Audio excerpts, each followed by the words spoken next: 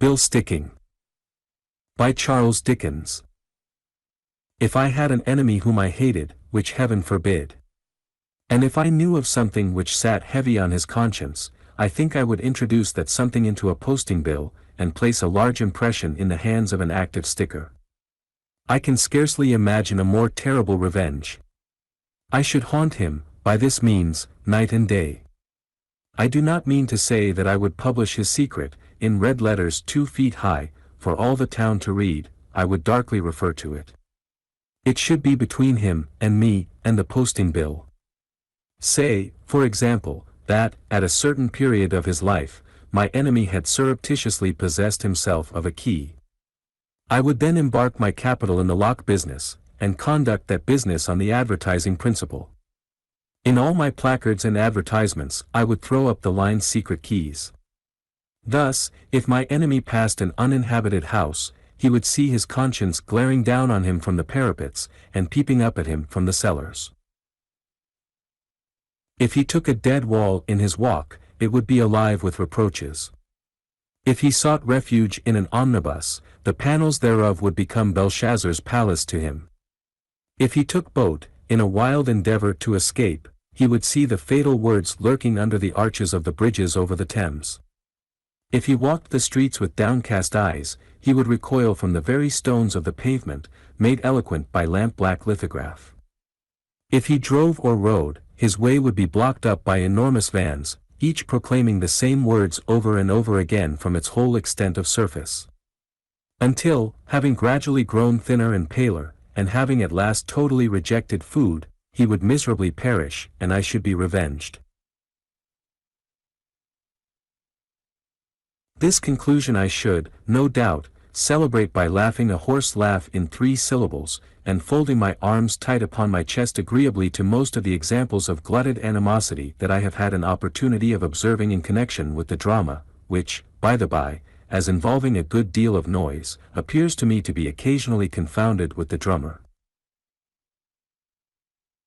The foregoing reflections presented themselves to my mind, the other day, as I contemplated, being newly come to London from the East Riding of Yorkshire, on a house-hunting expedition for next May, an old warehouse which rotting paste and rotting paper had brought down to the condition of an old cheese. It would have been impossible to say, on the most conscientious survey, how much of its front was brick and mortar, and how much decaying and decayed plaster. It was so thickly encrusted with fragments of bills, that no ship's keel after a long voyage could be half so foul. All traces of the broken windows were billed out, the doors were billed across, the waterspout was billed over.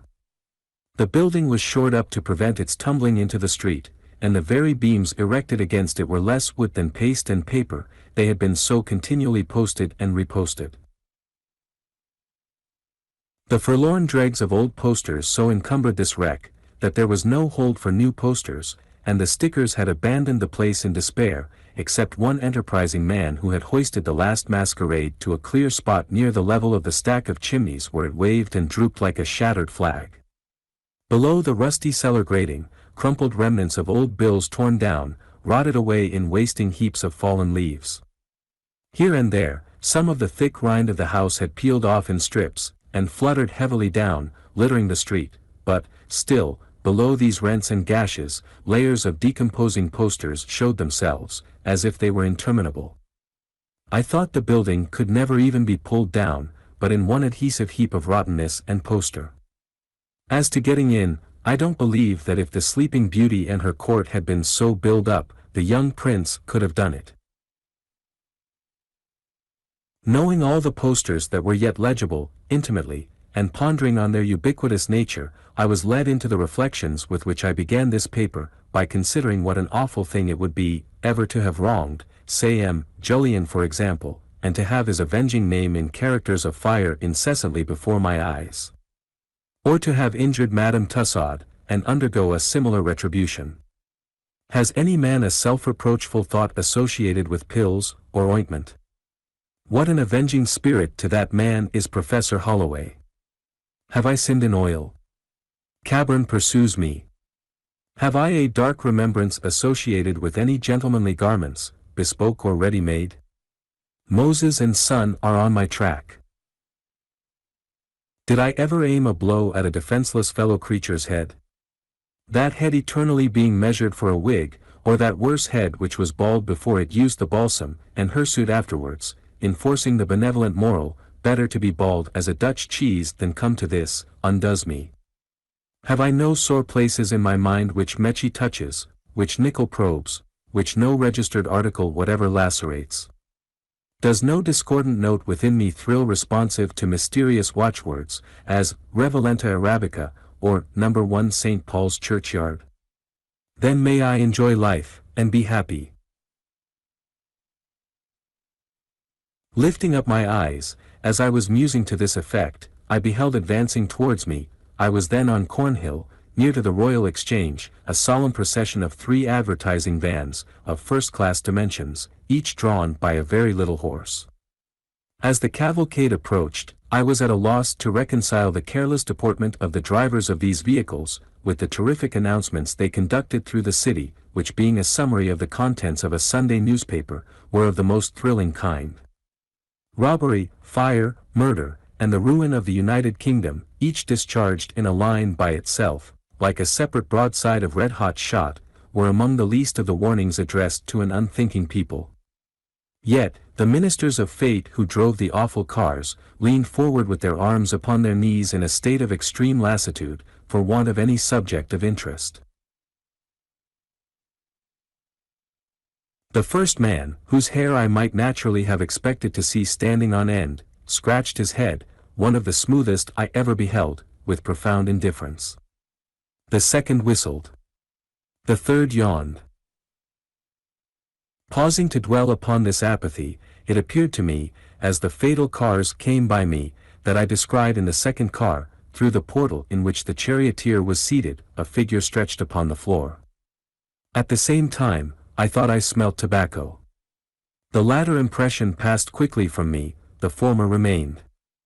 Curious to know whether this prostrate figure was the one impressible man of the whole capital who had been stricken insensible by the terrors revealed to him, and whose form had been placed in the car by the charioteer, from motives of humanity, I followed the procession. It turned into Leadenhall Market, and halted at a public house. Each driver dismounted. I then distinctly heard, proceeding from the second car, where I had dimly seen the prostrate form, the words, "And a pipe." The driver entering the public house with his fellows, apparently for purposes of refreshment, I could not refrain from mounting on the shaft of the second vehicle, and looking in at the portal. I then beheld, reclining on his back upon the floor, on a kind of mattress or divan, a little man in a shooting coat. The exclamation, "Dear me," which irresistibly escaped my lips caused him to sit upright, and survey me. I found him to be a good-looking little man of about 50, with a shining face, a tight head, a bright eye, a moist wink, a quick speech, and a ready air. He had something of a sporting way with him. He looked at me, and I looked at him, until the driver displaced me by handing in a pint of beer, a pipe, and what I understand is called a screw of tobacco, an object which has the appearance of a curl paper taken off the barmaid's head, with the curl in it. "I beg your pardon," said I, when the removed person of the driver again admitted of my presenting my face at the portal. "But, excuse my curiosity, which I inherit from my mother, do you live here?" "That's good, too," returned the little man, composedly laying aside a pipe he had smoked out, and filling the pipe just brought to him. "Oh, you don't live here then," said I. He shook his head, as he calmly lighted his pipe by means of a German tinderbox, and replied, "This is my carriage. When things are flat, I take a ride sometimes, and enjoy myself. I am the inventor of these wands." His pipe was now alight. He drank his beer all at once, and he smoked and he smiled at me. "It was a great idea," said I. "Not so bad," returned the little man, with the modesty of merit. "Might I be permitted to inscribe your name upon the tablets of my memory?" I asked. "There's not much odds in the name," returned the little man, "no name particular, I am the king of the bill stickers." Good gracious, said I. The monarch informed me, with a smile, that he had never been crowned or installed with any public ceremonies, but that he was peaceably acknowledged as king of the bill stickers in right of being the oldest and most respected member of the old school of bill sticking. He likewise gave me to understand that there was a Lord Mayor of the bill stickers, whose genius was chiefly exercised within the limits of the city. He made some allusion, also, to an inferior potentate, called Turkey-legs, but I did not understand that this gentleman was invested with much power. I rather inferred that he derived his title from some peculiarity of gait, and that it was of an honorary character. My father, pursued the king of the bill stickers, was engineer, beadle, and bill sticker to the parish of St. Andrews, Holborn, in the year 1780. My father stuck bills at the time of the riots of London. You must be acquainted with the whole subject of bill sticking, from that time to the present, said I. Pretty well so, was the answer. Excuse me, said I, but I am a sort of collector. Not income tax, cried His Majesty, hastily removing his pipe from his lips. No, no, said I. Water rate, said His Majesty. No, no, I returned. Gas. Assessed. Sewers, said His Majesty. You misunderstand me, I replied, soothingly. Not that sort of collector at all, a collector of facts. Oh, if it's only facts, cried the king of the bill stickers, recovering his good humor, and banishing the great mistrust that had suddenly fallen upon him, come in and welcome. If it had been income, or winders, I think I should have pitched you out of the wan, upon my soul. Readily complying with the invitation, I squeezed myself in at the small aperture.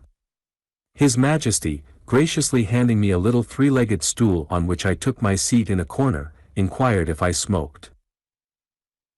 I do, that is, I can, I answered.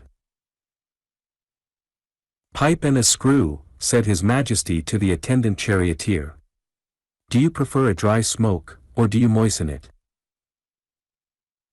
As unmitigated tobacco produces most disturbing effects upon my system, indeed, if I had perfect moral courage, I doubt if I should smoke at all, under any circumstances. I advocated moisture, and begged the sovereign of the bill stickers to name his usual liquor, and to concede to me the privilege of paying for it.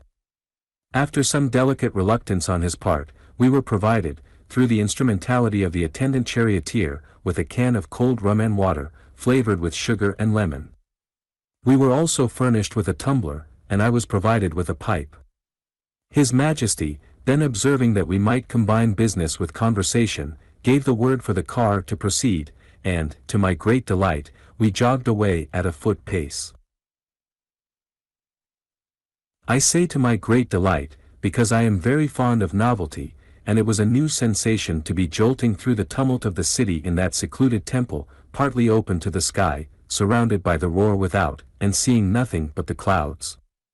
Occasionally, blows from whips fell heavily on the temple's walls, when by stopping up the road longer than usual, we irritated carters and coachmen to madness, but they fell harmless upon us within and disturbed not the serenity of our peaceful retreat.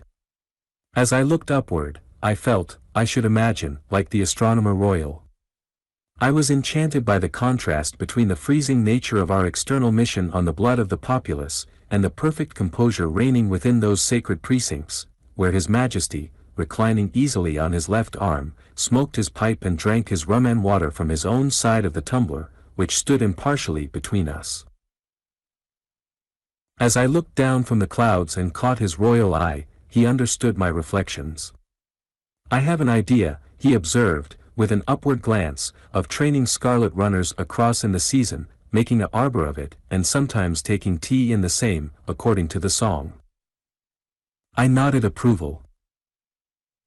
And here you repose and think, said I. And think, said he, of posters, walls, and hoardings.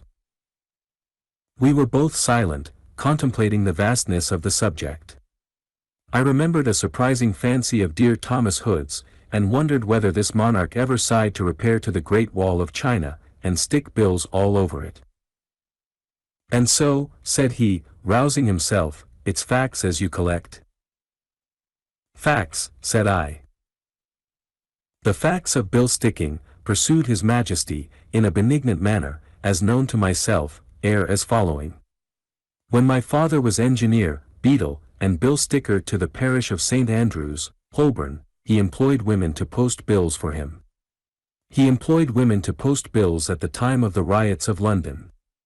He died at the age of 75 years, and was buried by the murdered Eliza Grimwood, over in the Waterloo Road.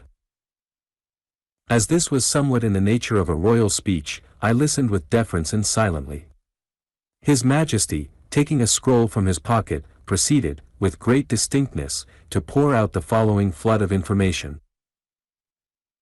The bills being at that period mostly proclamations and declarations, and which were only a demi-size, the manner of posting the bills, as they did not use brushes, was by means of a piece of wood which they called a dabber.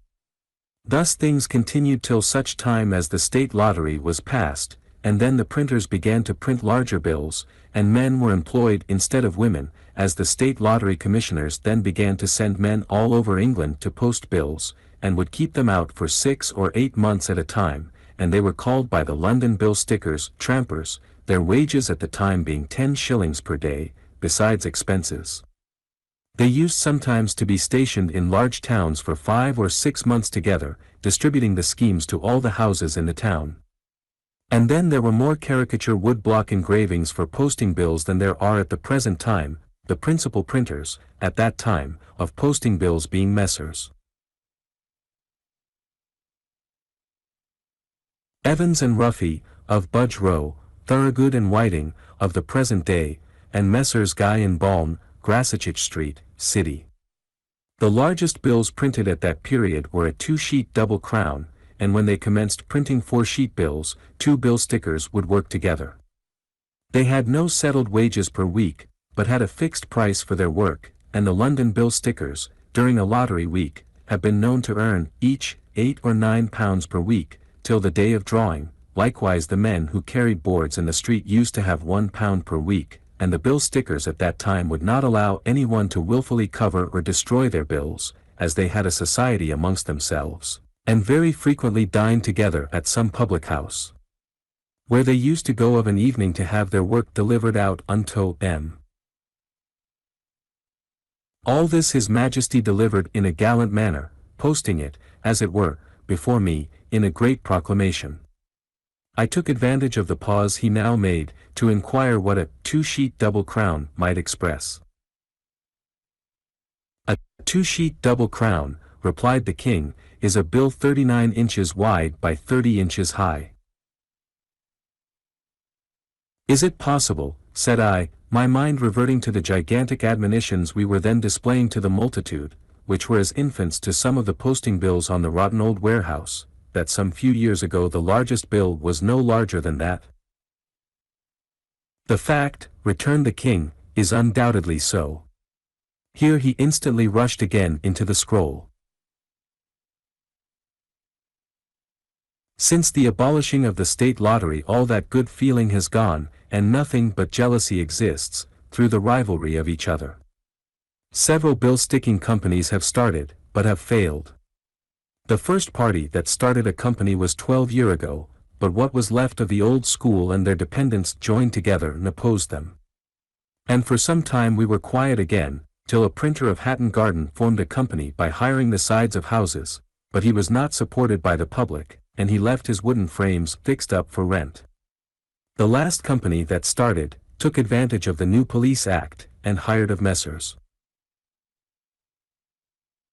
Gristle and Peto the hoarding of Trafalgar Square, and established a bill-sticking office in Cursitor Street, Chancery Lane, and engaged some of the new bill stickers to do their work, and for a time got the half of all our work, and with such spirit did they carry on their opposition towards us, that they used to give us in charge before the magistrate, and get us fined, but they found it so expensive, that they could not keep it up, for they were always employing a lot of ruffians from the 7 Dials to come and fight us, and on one occasion the old bill stickers went to Trafalgar Square to attempt to post bills, when they were given in custody by the watchman in their employ, and fined at Queen Square £5, as they would not allow any of us to speak in the office, but when they were gone, we had an interview with the magistrate, who mitigated the fine to 15 shillings.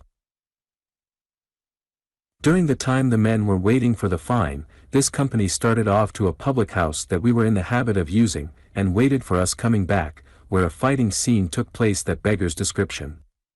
Shortly after this, the principal one day came and shook hands with us, and acknowledged that he had broken up the company, and that he himself had lost £500 in trying to overthrow us. We then took possession of the hoarding in Trafalgar Square, but Messrs. Gristle and Peto would not allow us to post our bills on the said hoarding without paying them, and from first to last we paid upwards of £200 for that hoarding, and likewise the hoarding of the Reform Clubhouse, Pall Mall. His Majesty, being now completely out of breath, laid down his scroll, which he appeared to have finished, puffed at his pipe, and took some rum and water.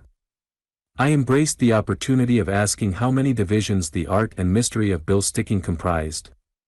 He replied, 3, auctioneer's bill sticking, theatrical bill sticking, general bill sticking. The auctioneer's porters, said the king, who do their bill sticking, are mostly respectable and intelligent, and generally well paid for their work, whether in town or country.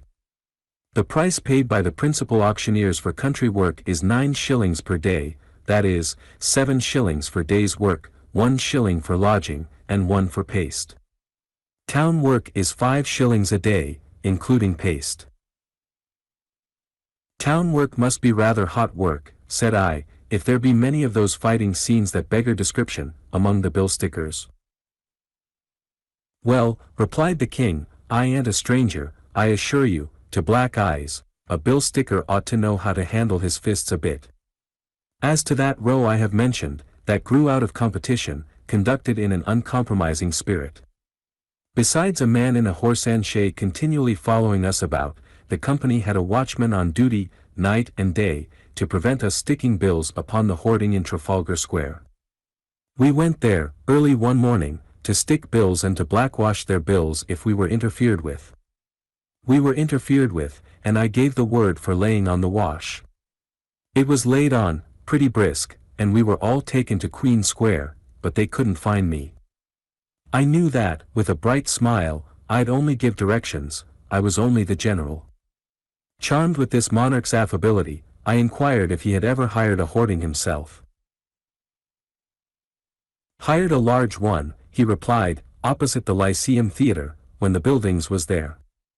Paid £30 for it, let out places on it, and called it the external paper hanging station.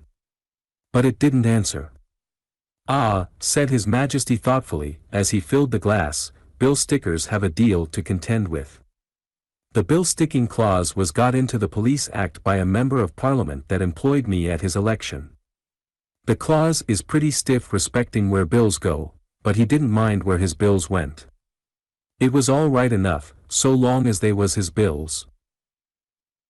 Fearful that I observed a shadow of misanthropy on the king's cheerful face, I asked whose ingenious invention that was, which I greatly admired, of sticking bills under the arches of the bridges. Mine, said His Majesty. I was the first that ever stuck a bill under a bridge. Imitators soon rose up, of course. When don't they? But they stuck 'em at low water, and the tide came and swept the bills clean away. I knew that. The king laughed. What may be the name of that instrument, like an immense fishing rod, I inquired, with which bills are posted on high places? The joints, returned His Majesty. Now, we use the joints where formerly we used ladders, as they do still in country places. Once, when Madame Vestris, understood, was playing in Liverpool, another bill sticker and me were at it together on the wall outside the Clarence Dock, me with the joints, him on a ladder. Lord! I had my bill up, right over his head, yards above him, ladder and all, while he was crawling to his work.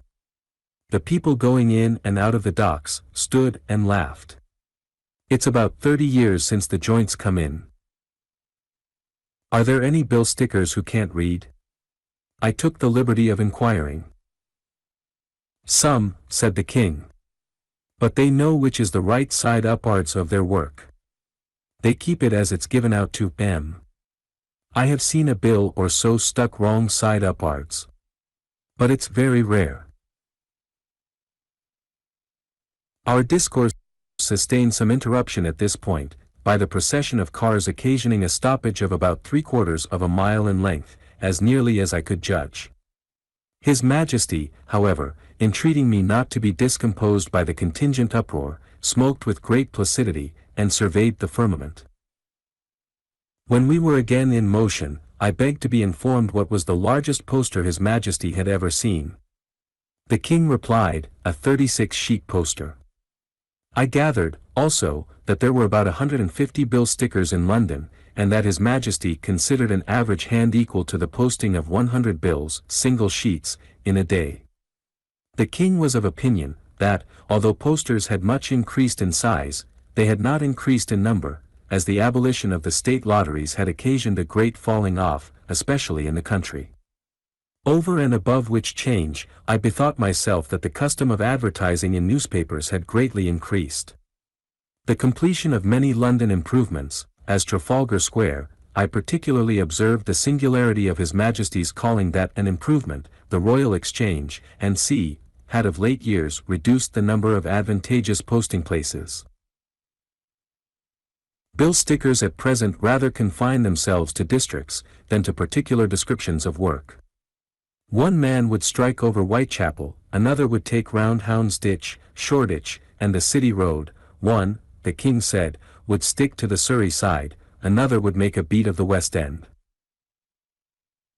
His Majesty remarked, with some approach to severity, on the neglect of delicacy and taste, gradually introduced into the trade by the new school, a profligate and inferior race of impostors who took jobs at almost any price, to the detriment of the old school, and the confusion of their own misguided employers.